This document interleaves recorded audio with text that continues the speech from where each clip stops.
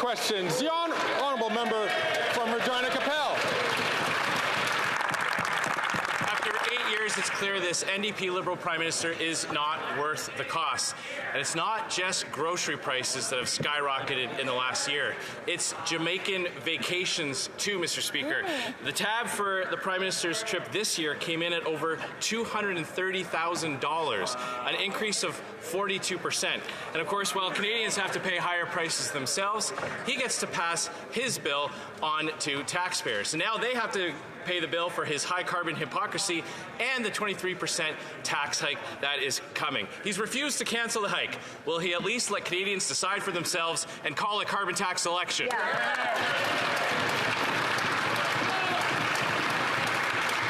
Before we continue, just for the very top end of question period, I'm going to ask the member from Timmins James Bay to please keep his comments to himself until the moment that he has the floor. The Honourable Minister for Innovation. Mr. Speaker, the leader of the Conservative Party has become the CIO of Canada, the Chief Inaction Officer, Mr. Speaker. What he's advocating on this side of the House is inaction on climate change. It's inaction on clean growth. It's inaction on green jobs, Mr. Speaker. On this side of the House and millions of Canadians, we believe in action. Action against climate change. Actions to build the economy of tomorrow. Actions to build the jobs of tomorrow, Mr. Speaker. We're going to fight climate change and make sure that we bring more money in the pocket of Canadians. That's our plan.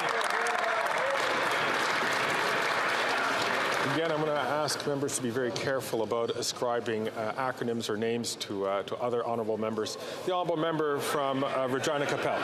Action they've taken is forcing Canadians to food banks for the first time in their lives. It's forcing Canadians to turn down thermostats and put food back on the shelf because they can't afford it. Meanwhile, their environment plan has been revealed to just be a tax plan because they've fallen 4 spots in the climate change ranking after raising the carbon tax, and their own environment commissioner has said they've stacked failure on top of failure. But they have succeeded in driving up prices. Will they do the right thing and let Canadians decide for themselves and call a carbon tax election? The Honourable Minister for Rural Economic Development. Thank you, Mr. Speaker. Mr. Speaker, our carbon rebate puts more money in the hands of 8 out of 10 Canadians. And just this morning, Mr. Speaker, I had a call from Keith in my riding. He's retired, and he's been keeping track of all his invoices since January the 1st. And he was delighted to tell me that even with adding a little extra, because he might have known the impact on this morning orange, that he is ahead $68 every single climate action rebate check. Thank you, Mr. Speaker. The honourable member from Regina Capel. That is just false. Their own budget watchdog, the parliamentary budget officer that they appointed, testified at committee and said the following. Once you factor in the rebate, but also the economic impacts, the majority of households will see a negative impact as a result of the carbon tax. In Newfoundland, hardworking middle-income families will be $377 poorer after the carbon tax and the rebate is factored in. So, will they show the courage and put their plan to quadruple the tax in front of Canadians, and Canadians can have the choice between that and our plan to axe the tax? The Honourable Minister for Rural Economic Development. Thank you, Mr. Speaker, and I love to get up to talk about my province of Newfoundland and Labrador and how the carbon rebate is putting more money back into the pockets.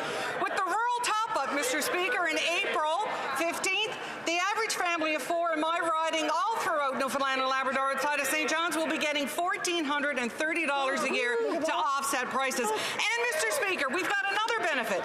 Another lady in my riding, Katie, applied for the oil to heat pump program, which is going to save her $800 a year as well. Thank you, Mr. Speaker. The honourable member from Mégantic-L'Érable.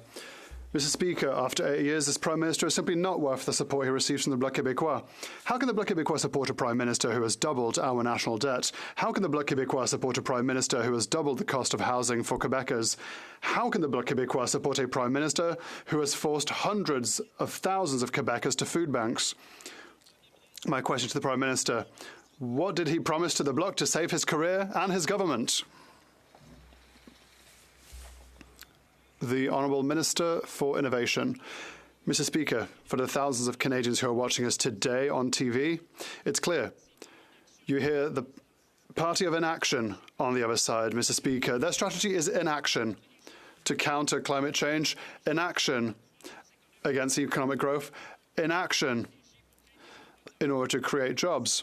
On this side of the House, we believe that people believe in action, action against climate change, action to create the jobs of tomorrow, and they want economic growth, and that's what we believe, and that's what Canadians believe, and that's what we will do for our country, Mr. Speaker. The honourable member from Mégantic-Clérable. The millions of Quebecers who are watching us would have liked to have heard an answer to my question. The question Bloc MPs need to ask themselves today is this: will they set aside their ideological bickering for once and vote for the Quebecers they allegedly represent and who are fed up with this Prime Minister's arrogance, a Prime Minister who has broken our immigration system, who has increased taxes, who allows dangerous criminals to serve their prison sentences at home? A Prime Minister who interferes in every single area of Quebec's jurisdiction. So I'll ask my question again. What did the Prime Minister promise the Bloc to save his career and his government? The Honourable Minister for the Environment and Climate Change. Thank you, Mr. Speaker. I would like to remind my honourable colleague that during the last election campaign, the Conservative Party of Canada promised Canadians that they would implement a carbon tax. They promised that they would implement a price on pollution system.